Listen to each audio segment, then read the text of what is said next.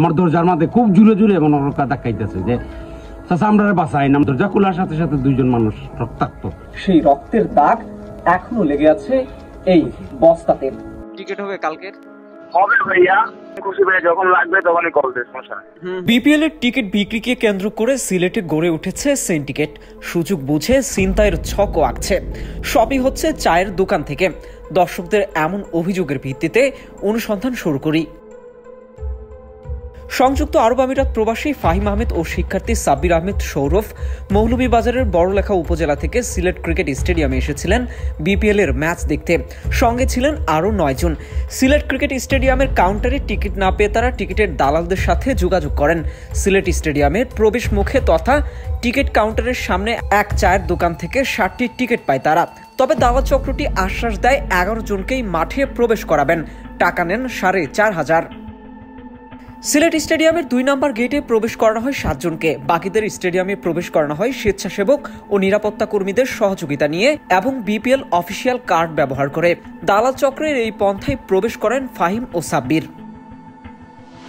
7 জানুয়ারি সেদিন ফরচুন বরিশাল ও সিলেট স্ট্রাইকার্সের ম্যাচ দেখে বের হওয়ার পর দালাল চক্রের 2 জন সহজ পথে মূল সড়কে নিয়ে যাওয়ার কথা বলেন।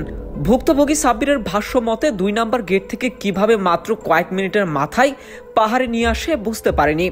আপনাদের সাথে আসলে কি কি ছিল, কি কি নেওয়া হয়েছে? আমাদের সাথে ছিল, আমরা মানুষ ছিলাম 2 জন। 2 জনের সাথে ছিল টাকা পয়সা ছিল। আমার সাথে ছিল আইফোন একটি, আমার অ্যান্ড্রয়েড ফোন একটা, আর আমার সাথে জনের সাথে ছিল অ্যান্ড্রয়েড ফোন আরেকটি। মোট ফোন ছিল 3টি টাকা। এই চক্রের খপ্পরে পড়া সাব্বির বলেন, যখন আঘাত করে তখন তেমনটা বুঝি নাই, কিন্তু প্রায় 200 থেকে 250 মিটার হাঁটার পর আমার প্যান্ট রক্তাক্ত হয় আর জুতার ভিতর রক্ত জমে যায়। তারপর বুঝতে পারি যে আমাকে অনেকটা আঘাত করা হয়েছে, যা ছুরি দিয়ে।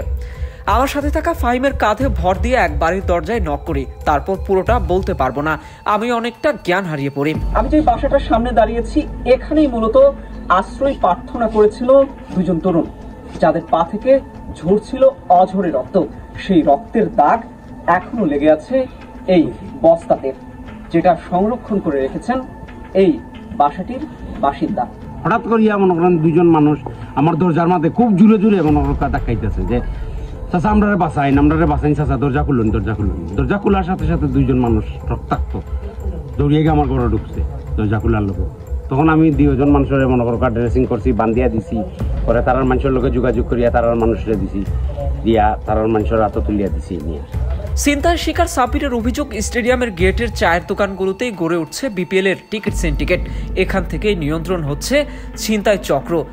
কাউন্টার, ওখানে সামনে যে একটি টং দোকান আছে, চায়ের টং দোকান, ওইখান থেকে যারা আর কি চিন্তায় করেছে ওদেরকে ওইখান থেকে আর কি পরিচালনা করা হয়। আমরা আসলে আগ পর্যন্ত আমরা ওইখানে ছিলাম। ওখানে একজন বৃদ্ধ লোক ওদেরকে আর কি পরিচালনা করে দিচ্ছেন, ওদেরকে বলে দিচ্ছেন যে তোমরা ওইদিকে যাও, ওদিকে যাও। টিকিট প্রত্যাশী সেজে সিন্ডিকেটের এক সদস্যের সাথে কথা হয় আমার। বাবু নামের ওই সদস্য জানান, টিকিট আছে। টিকিট হবে কালকের? হবে ভাইয়া, আসলে ঠিক আছে, আপনি টিকিট লাগলে কল দিন। হ্যাঁ, ওকে। আর নাম জানি কি? আমার নাম বাবু ভাইয়া। যখন খুশি ভাইয়া যখন লাগবে তখনই কল দিন। সবচেয়ে ভয়ঙ্কর হলো এই পোজা গাছতলা পাহাড়। বাদাম বাগিচা এলাকায় সিলেট স্টেডিয়ামের 3 নম্বর গেটের ভেতরেই পোজা গাছতলা পাহাড়। তবে বাহির থেকে এই পাহাড়ে প্রবেশ করা যায়, আবার এই পাহাড় থেকেই প্রবেশ করা যায় সিলেটের আউটার স্টেডিয়ামে। রাতে এই পাহাড় রূপ নেয় অপরাধের স্বর্গরাজ্যে। আমার পেছনটাই স্টেডিয়ামের 3 নম্বর গেট। আমরা যেখান দিয়ে হেঁটে আসলাম, এখান দিয়ে আসলে খুব সহজেই মাঠে প্রবেশ করা যায় এবং আমার পাশেই দেখছিলেন খেলোয়াড়রা অনুশীলন করছে। এদিক দিয়ে কোনো ব্যারিকেড নাই, নিরাপত্তা কোনো বলয় নাই, নেই নিরাপত্তা কোনো বাহিনী।